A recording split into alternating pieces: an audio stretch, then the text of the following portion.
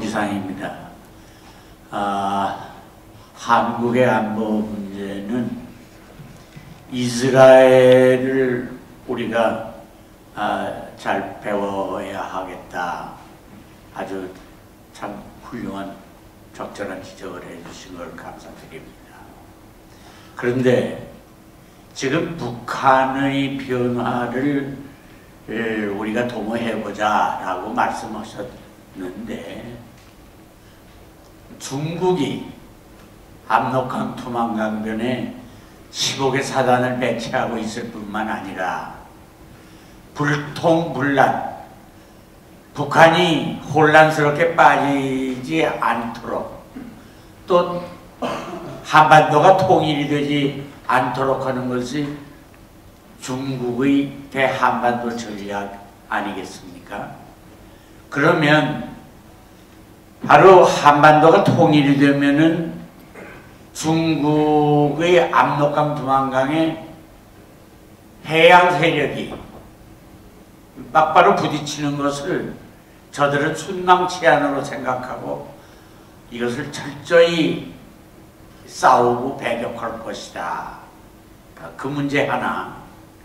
그리고 지금 북한이 이미 핵과 대륙간 탄도미사일을 개발하고 있는데, 미국이 세계를 경략하고 질서를 잡아나가겠다고 하는 미국의 입장에서 북한이 핵과 대륙간 탄도미사일이 개발이 돼서 적어도 알래스카나 하와이가 타격을 입게 되어진다고 하는 것이 눈앞에 온다면 이건 미국이 참고 있을 수가 없는 거 아니냐. 그대로 북을 때려야 한다는 절박한 처지에 놓이지 않느냐. 이것이 중국과 미국의 충돌 사태가 전개되는 이거를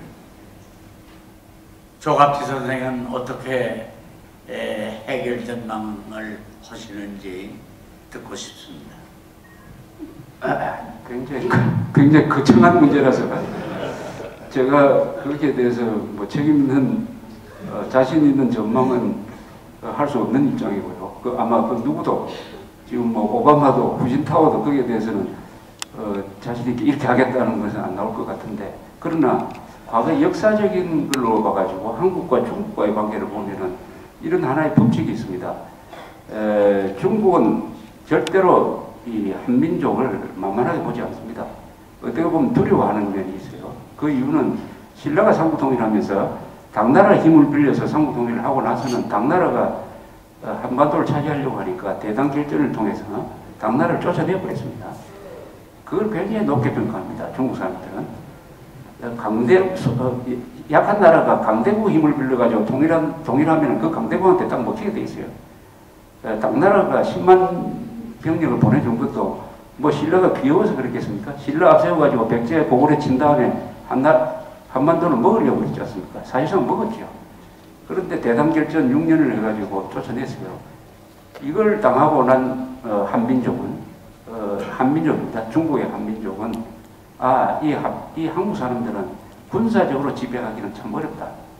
굉장히 독립정신이 강하다. 그러나 문화적으로 친선관계다. 그래서 신라가 삼국통일을 완성한 서기 676년부터 1950년까지 중공군이 개입할 때까지 중국의 한족 정부입니다. 한족 정부는 한반도를 침략한 적이 없습니다. 우리도 중국에 맞짱 뜨려고 한 적이 없어요. 그래서 한민족과 한반도에 사는 한민족 사이에는 오랜 친선 관계가 유지되고 한자 문화, 유교학 문화를 공유를 하게 되었습니다. 그것 때문에 한국 사람들 속에 중국에 대해서 별로 악감정이 없어요. 일본에 대해서는 있습니다. 문화적인 그 지도력을 인정을 했기 때문입니다.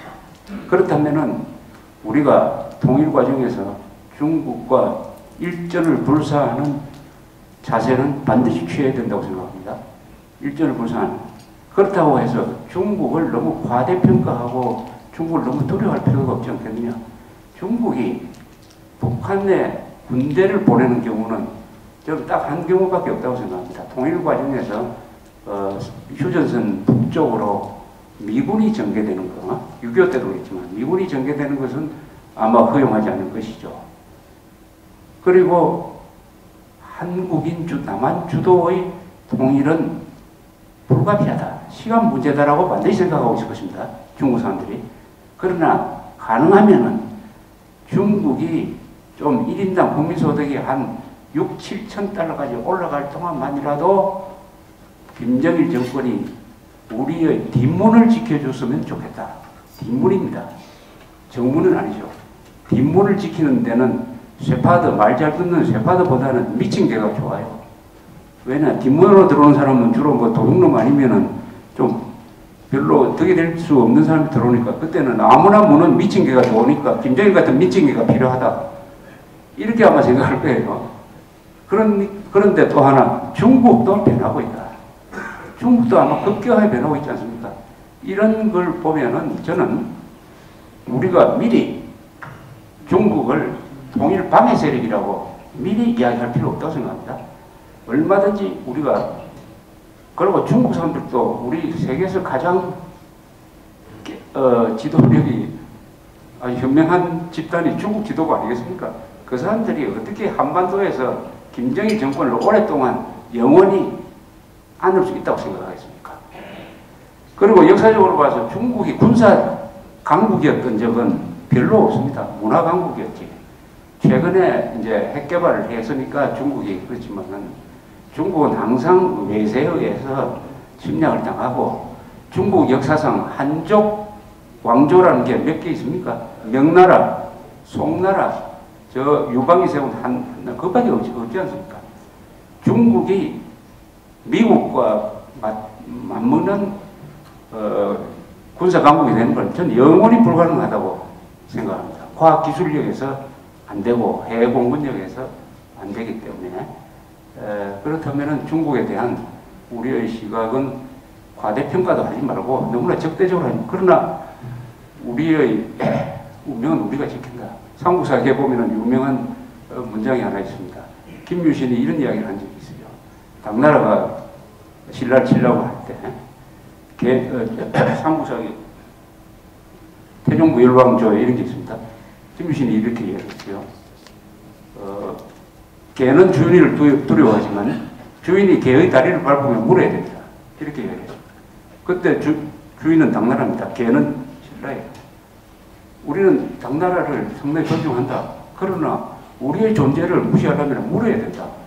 이런 고슴도치 같은 자주국방 전략은 최초의 민족 통일국가를 만든 신라의 통일 정신이었고 그 정신을 이어받아서 우리도 중국이 방해하면 한번 일전불사를 결심을 하되 그것은 가슴 속에 딱 파묻어 놓고 그 다음에 그 자신감을 가지고 아주 유연하게 대처를 할 때 저는 중국을 가상 적대 국가로 만드는 것은 그건 좀 조심해야 되지 않을까 이렇게 생각합니다. 예, 이제 시간이 많이 지났고 또 개별 질문을 하실 분은 또 하시면 되겠습니다. 일단 포럼을 마무리하겠습니다. 오늘 시간을 하셔서 귀중한 말씀해 주신 우리 조갑재 대표님 그리고 또 핵심적인 질문해 주신 우리 교수님께 감사를 드리면서 다 같이 박수로서 보답하겠습니다.